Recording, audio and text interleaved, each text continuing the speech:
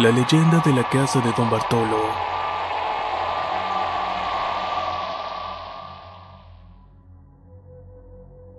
Cuenta la leyenda que alrededor de 1650 llegó a Querétaro un hombre llamado Don Bartolo. Iba acompañado de su hermana y sin mucha fortuna que poder mostrar. La gente del lugar lo apodó el segoviano por su procedencia y su residencia comenzó a conocerse como la casa de Don Bartolo. A poco tiempo de su llegada a la ciudad, Don Bartolo y su hermana, con quien las malas lenguas decían que mantenían una relación, comenzaron a ostentar grandes riquezas producto de sus negocios de prestamistas y comerciante. También se decía que era muy apegado a la iglesia, la cual hacía generosas donaciones, con lo cual podía callar las murmuraciones en el pueblo. En esa celebración invitaba a lo más selecto de la sociedad, y también realizaba su tradicional brindis. Por la señora, mi hermana, por mi ánima y por el 20 de mayo de 1701. Con el transcurrir del tiempo, cada año sin falta, Don Bartolo celebraba su aniversario con el mismo brindis, hasta que llegó la fecha tan mencionada en este.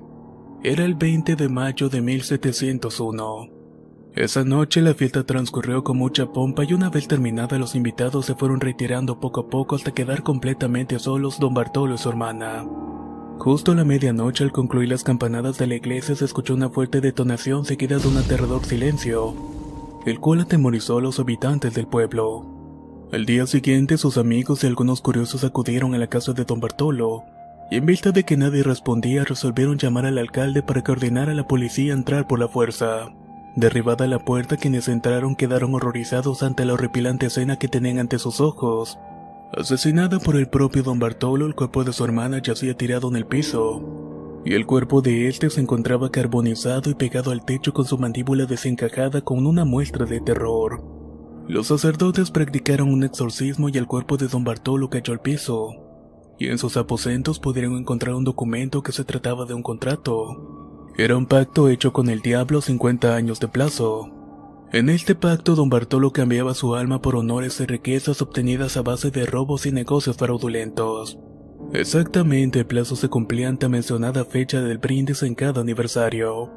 La casa de Don Bartolo permaneció durante mucho tiempo abandonada debido a las continuas apariciones de espantos, motivo por la cual la llamaron después la Casa de los Espantos.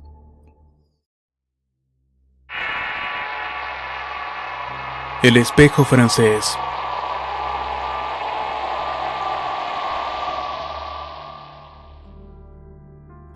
En Zacatecas hay una villa conocida como Villa de Jerez, que después de 2 siglos de ser fundada se ha transformado increíblemente. Se había edificado una suntuosa iglesia a distancia del bachiller Cervantes Negrete, con su fachada orientada hacia el este para que recibiera la mayor cantidad de luz solar. Los ya muy ricos descendientes de los fundadores de la Villa de Jerez tenían sus residencias en las calles del lado sur del templo. Allí todo era ostentación de riqueza y enorme abundancia, por lo que se puede decir que reinaba el lujo y el buen gusto. Tal vez esos abuelos de antaño recuerden cómo era la forma de cortejar a la novia cuando eran jóvenes. Se hacía por medio de cartas que se dejaban en determinados sitios o pláticas realizadas a escondidas. Pero aún en tiempos más antiguos, coloridos listones y delicadas flores formaban parte del simbólico idioma del amor. Para aquellos intuitivos, los ropajes podían mostrar los diferentes estados de ánimo. El rojo mostraba grandeza y clase. El blanco y el rosa indicaban pureza, inocencia o castidad. El negro, como en todos los tiempos, era señal de tristeza y luto. El verde demostraba esperanza y libertad. El azul era manifestación de celos y el morado un estado de viudez o soledad. Además, las flores y sus distintas formas de portarlas, como colocarlas en algún ojal del saco, decían más que 1000 palabras. Cuando se trataba de un caballero, portar un clavel rojo en la solapa estaba diciendo: soy tu siempre fiel y galante enamorado. Y si llevaba la flor del girasol, estaba pidiendo que por favor le dieran una miradita de cariño. El narciso significaba que estaba gritando, que se arrodillaba y que era esclavo de la persona. Mientras tanto, la que hace era un simbolismo de serenidad y elegancia. En el caso de las damas, los significados florales serían aquellos como quienes peinaban sus cabellos, o cómo arropaban sus manos con ramilletes de flores de su pensamiento. De esta manera le estaban diciendo a sus pretendientes que los adoraban como un ser celestial. Con llevar una corona de rosas o gardenias blancas, sus mensajes eran: yo también te amo con locura. Con siempre viva manifestaban que jamás los iban a olvidar y que siempre iban a estar presentes en el corazón. Mientras tanto, los anelíes como un símbolo de belleza, o la anémona como perseverancia y la flor de la amapola el consuelo. La azucena era símbolo de pureza y la pasionaria azul intenso dolor o recogimiento religioso. En la primera cuadra de la calle que iniciaba el costado sur de la parroquia había una casa con la entrada adornada con sendos barandales emplomados, resguardando la amplia sala donde el cielo raso pintado con maestría pendía una esbelta araña de cristal bruñido con 12 velas y elegantes y costosos floreros colocados en los rincones, además de un reloj de elegantísima construcción marcando el tiempo. Por supuesto, en el centro se ubicaba un excelente piano de cola de elegantes incrustaciones y sobre él un magnífico espejo francés de marco dorado, que continuamente era espiado por los grandes ojos negros de miradas melancólicas, que esperaban encontrar en este algo más que su propio reflejo. Pero ante la desesperanza, las manos de la dueña de tales ojos apartaban el teclado para extraer una pequeña carta guardada en su seno para leerla, y así una y otra vez la leía mirando asiduamente al espejo. Se conocieron un jueves de Corpus y ya habían transcurrido 2 años. Se habían encontrado en una Jamaica. Ella atendía uno de los puestecitos que habían improvisado en ambos lados de la calle de Jerez. Aún recordaba con agrados a Jamaica las ligeras y pintorescas tiendas de flores, ahí donde las señoritas en sus elegantes trajes de seda vistiendo graciosos trajes populares, se ponían a vender dulces, tamales y atoles de leche a los participantes. Otras fingían ser mujeres policías que conducían a los amigos que les gustaban a una enmarañada prisión para que los encarcelaran y les pusieran grilletes de flores. En otros puestos vendían chiles rellenos, moles y sabrosas enchiladas, y a lo lejos algunos músicos tocaban escogidas sonatas. Se habían conocido cuando él se acercó y la sorprendió con su postura. Nunca se habían visto antes en Jerez hasta esa tarde de Corpus cuando ella atendía la ventanilla de la Jamaica y los dos se enamoraron casi al instante. Los buenos modales de la familia les habían dificultado demostrarse su gran amor, de modo que se comunicaban entre sí a través de señales y los encuentros eran muy casuales. Ella recordaba cuando asistía a los oficios religiosos y escondían su libro de devociones de luciente cubierta adornada con manecillas de oro, un llamativo listón tornasol para indicarle a su enamorado discretamente que su amor era mutuo, que ella le correspondía ya que su enamorado aportaba un pañuelo azul y caña con el que le suplicaba que se acordara de él y que no lo olvidara. De acuerdo a la época, para ellos era muy difícil demostrarse su amor en forma oral por la severidad de sus padres. Ella practicaba el piano durante las tardes en la sala de su casa aprovechando el gran piano de cola para dejar salir sus sentimientos.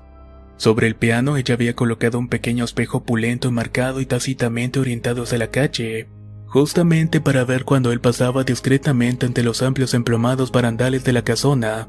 Él pasaba llevando un botón de rosa con espinas para reiterarle lo mucho que la amaba. Se detenía por breves momentos permitiendo que su imagen se reflejara en el espejo y le devolviera la celestial mirada de un angelical rostro. Las vibraciones musicales del piano se detenían cuando las manos de ella se retiraban del teclado para llevar ante el espejo un ramillete de flores de color rubí, turquesa, esmeralda y coral, con lo que simbólicamente le estaba diciendo que lo adoraba y que se iba a casar con él y que sería su fiel esposa. De igual modo, su enamorado, al asegurarse que su imagen era reflejada en el espejo, le mostraba un botón rosa con hojas y espinas contestando: «No puedo estar contigo en este momento, pero espero estar pronto». Día tras día, sus breves platónicos encuentros de amor se sucedían, complaciéndose mutuamente por la contemplación ante el espejo y la admiración y la elegancia del lenguaje de las flores. Esa tranquilidad provinciana permitía que acontecieran esos pequeños detalles que no tenían la intención de burlar la autoridad de los padres, sino establecer su mundo secreto, íntimo y diferente. Pero de repente ese mundo de fantasías platónicas se vio frustrado por razones políticas. Zacatecas había presentado resistencia al gobierno central por las absurdas medidas del general Santa Anna, y por lo tanto había sido despojada de sus riquezas. Las ciudades de Fresnillo, Guadalupe, Sombrerete y Zacatecas fueron desmanteladas, e incluso se había otorgado autonomía a Aguascalientes. Anteriormente a estos sucesos, García Salinas había solicitado la colaboración de todos los zacatecanos para repeler los ataques centralistas, publicando la orden a todos los vecinos para que se presentaran a tomar armas o pena de ser encarcelados.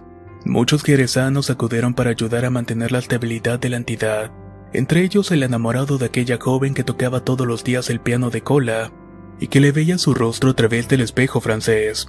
Con lágrimas en los ojos, ella leyó una pequeña carta que le había hecho llegar en cuando le informaba que debía salir pero pronto estaría de regreso a su lado. Entre otras cosas le decía lo siguiente: «Sé dichosa con dulzura, digo yo, cual tierno amante que te adora y tu piano que murmura te responde al instante». Pasaron 2 años sin que el espejo reflejara la imagen tan deseada. Ella vestía a diario delicados vestidos bordados de color blanco y procuraba que sobre su pecho tuviera un listón gracioso tornasolado para el día que su enamorado volviera. De esa manera le estaría demostrando que su amor iba más allá de la muerte. Esas melodías y sonatas que el piano reproducía se tornaban cada vez más y más tristes, al igual que sus ojos que ansiosamente buscaban refugio en el viejo espejo francés. Entonces, como en su carta él lo pedía, buscaba consuelo en la imagen que no volvía, y por esta razón sufría más y más. Pronto las viejas murmuradoras comenzaron a señalarla cuando ella acudía a los oficios religiosos en la parroquia cercana, tratándola como la loca del espejo. Un buen día las melodías del piano sonaron con un himno expectante de alegría y felicidad, pero súbitamente se detuvieron sus sonidos. Las blancas manos de ella reposaron bruscamente sobre las teclas blancas y negras del piano, que también se terminó uniendo al cuerpo de quien en ese momento se reuniera con ese ser a quien había querido tan entrañablemente.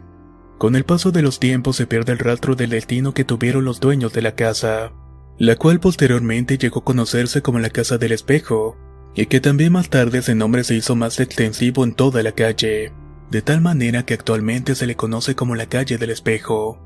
En la tradición se cuenta la historia de una bella mujer llamada Matilde Cabrera que se enamora locamente de un apuesto jinete, a quien solamente puede ver a través de un elegante espejo colocado sobre el piano ubicado en la sala de su casa. Durante mucho tiempo lo espera y cuando al final el jinete no regresa, ella enloquece de dolor y tristeza. Sin encontrar consuelo se enferma gravemente y poco tiempo después muere, convirtiéndose así parte de la leyenda del espejo francés.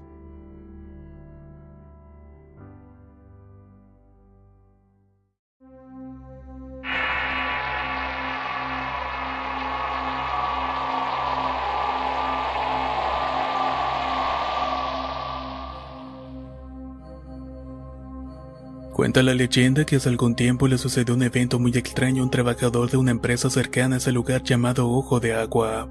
El hombre se había quedado rezagado por un pequeño problema de trabajo cuando tomó el camino de Ojo de Agua, a pesar de que sus compañeros habían insistido en advertirle que no lo hiciera porque en ese lugar sucedían apariciones y espantos, e incluso avistamientos de seres de otro mundo. Cuando el hombre caminaba en la oscuridad cerca de lo que alguna vez fue un gran pozo de agua, escuchó el llanto de un niño que provenía del pozo.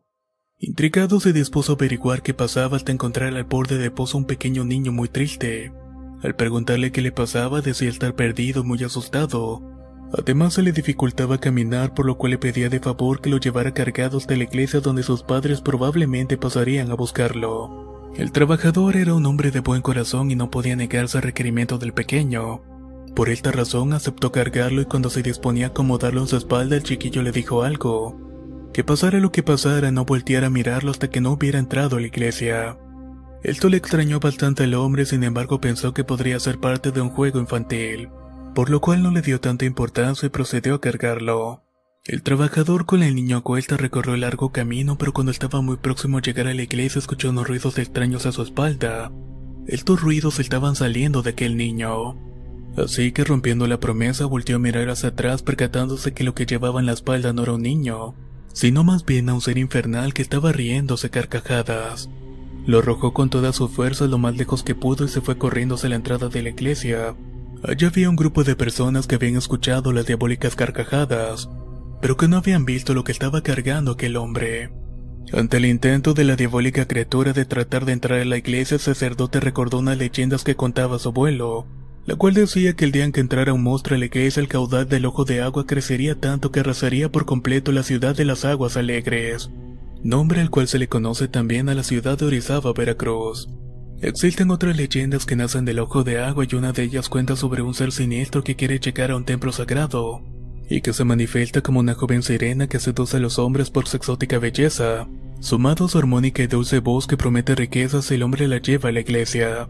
Pero ninguno de los hombres ha podido cumplirle la promesa, porque a medida que van caminando cargándola en su espalda, la mujer con cola de pez al aproximarse a la iglesia comienza a ponerse tan pesada como una piedra.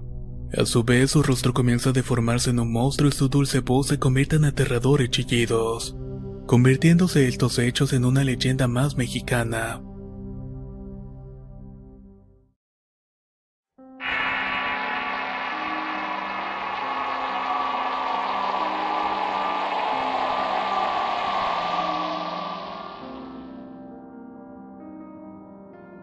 Cuenta la leyenda que en este puente ubicado en la carretera que conduce de Córdoba a Orizaba han ocurrido misteriosos eventos y accidentes que por un tiempo han llenado de luto la región. Entre otras leyendas existe una que relata un extraño caso sucedido a un matrimonio que volvía de vacaciones en la ciudad de Veracruz a Orizaba en su automóvil. Durante ese viaje de retorno, siendo ya de noche, el trayecto de carretera cercano al puente de Metelac se encontraba totalmente solitario. Cuando justamente al llegar al puente distinguieron a una mujer con un bebé en sus brazos haciendo señales de parada. Detuvieron el automóvil y la mujer se les acercó y en ese momento se percataron que ella presentaba huellas de fuertes golpes. La mujer les contó que cuando viajaban en automóvil de Puebla a Córdoba había sido golpeada por su esposo, el cual había ingerido grandes cantidades de alcohol. Cuando esto sucedía, el hombre se ponía muy violento, por lo cual la mujer había decidido bajarse del vehículo, con la esperanza de que algún transeúnte en vista de su situación pudiera llevarla a su destino. Entonces el matrimonio ofreció a la mujer alojarla en su casa para pasar la noche, y al día siguiente llevarla hasta su casa. La extraña mujer subió al coche y se acomodó en el asiento trasero donde también viajaban los hijos del matrimonio, que por cierto no se despertaron pese al continuo llanto de la mujer, algo que a la pareja del matrimonio les pareció muy extraño. Cuando finalmente llegaron a la casa, le proporcionaron a la mujer y a su bebé una habitación con sábanas y cobijas, las cuales sacaron del ropero especialmente para ella. Igualmente tomaron juguetes de la habitación de sus hijos y los pusieron cerca de la cama por si él te llegara a despertar. Después de pedirle los datos a la mujer, procedieron a darle las buenas noches y se retiraron a dormir. Al día siguiente llamaron a la puerta sin recibir respuesta alguna. Entonces procedieron a entrar al cuarto y se cercioraron de que la mujer se había ido, cosa que no entendían puesto que la puerta de la casa permanecía con llave toda la noche. Pero había algo mucho más extraño. Todo estaba en estricto orden, tal como lo habían dejado el día anterior con las sábanas, cobijas y almohadas. Estas se encontraban en el ropero y los juguetes estaban en el cuarto de sus hijos. Ante el estupor de lo sucedido, decidieron revisar por segunda vez la habitación. Con sorpresa encontraron un zapato de un bebé y un escapulario, confirmando que todo lo que había sucedido la noche anterior era realidad. Con los datos que la mujer les había suministrado, salieron en búsqueda de ella. Después de una ardua tarea de investigación, llegaron a una tienda de la ciudad de Córdoba. La propietaria les informó que la mujer por la cual preguntaban había fallecido en un accidente de automóvil ocurrido en el puente de Metelac, pero esto había pasado ya hace muchos años atrás. El matrimonio consultó el caso con el sacerdote de la iglesia donde normalmente asistían. Se sentían aterrados por todo lo que había ocurrido. El padre les aconsejó ofrecer unas misas pidiendo por el descanso eterno de las almas de las personas involucradas en el accidente del puente de Metelac, cosa que efectivamente hicieron, y solo de este modo pudieron recuperar la paz y tranquilidad anhelada por ellos.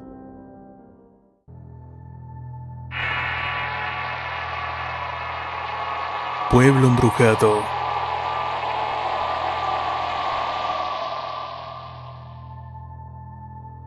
Tal vez pensamos que los pueblos fantasmas eran lugares ubicados en tiempos lejanos donde la imaginación de los abuelos fabricaba historias de espectros, o que eran en realidad un producto de chismes fantasiosos que como cuentos macabros de brujas pululaban en las sociedades antiguas. O son de ese tipo de lugares que figuran en las películas de cine, de pueblos olvidados, o quizás sean esas escenas que se dibujan en nuestra imaginación. Ya saben, viejas mansiones de madera, calles desoladas y azotadas por vientos huracanados. O al menos eso es a lo que estamos acostumbrados a pensar desde tiempo atrás. Pero quizás cambiemos de parecer cuando conozcamos la historia de Minés Balán, que significa cola de jaguar. Pueblo fantasma de leyendas urbanas que pertenece a la subcomisaría de Santa María de Yache, situado en el kilómetro 17 de la carretera Mérida-Progreso del estado de Yucatán. Lugar donde sus habitantes decidieron abandonarlo debido a los sucesos paranormales que allí se presentaron. Según la Biblioteca de Yucatán, en 1921 Fidencio G. Márquez figuraba como propietario de la finca de Minés Balán, una próspera hacienda que protagonizó un papel muy importante en el desarrollo económico de la región. La tarde del 22 de octubre de 1921, don Fidencio con su hijo y sus trabajadores hacían un recorrido por el Camino Blanco, el cual iba desde San Ignacio hasta la hacienda, lugar donde fueron atacados y asesinados por un grupo de malhechores. Tal como se relata en una serie de documentos titulados Constancias Judiciales del atentado criminal cometido a la persona del ingeniero don Fidencio G. Márquez, los cuales están resguardados en la biblioteca yucatense.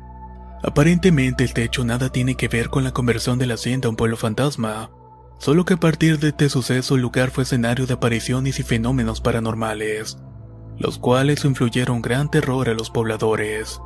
No solo fue el fantasma de Don Fidencio que los habitantes afirmaban haber visto al pasar caminando por las calles del pueblo, sino también, aparte de eso, las apariciones de un niño que los lugareños llamaron Juancito, de quien hasta la fecha no se sabe dato alguno.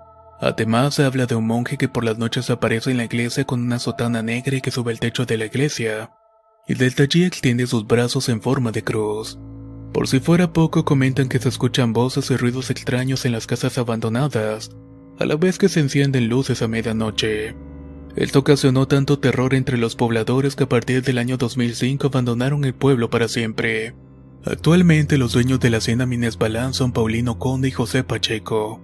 La hacienda luce totalmente abandonada, aunque en sus momentos de gloria estuvo habitada por 170 personas según los censos que se hicieron en la zona. Estas historias, sumadas al hecho de haber sido declarado oficialmente como pueblo fantasma, ha impulsado que el Ayuntamiento de Mérida trabaje para incluirlo en la oferta de sitios turísticos del estado. Por ahora, aquellas personas que quieran conocer las historias del lugar pueden hacerlo los días sábados y domingos de 9 de la mañana hasta 5 de la tarde. Todo esto gracias a un recorrido en bicicleta por las calles abandonadas del sitio, que además ofrece todo un misterio y escalofrío que solo se puede percibir en las películas e historias de los abuelos.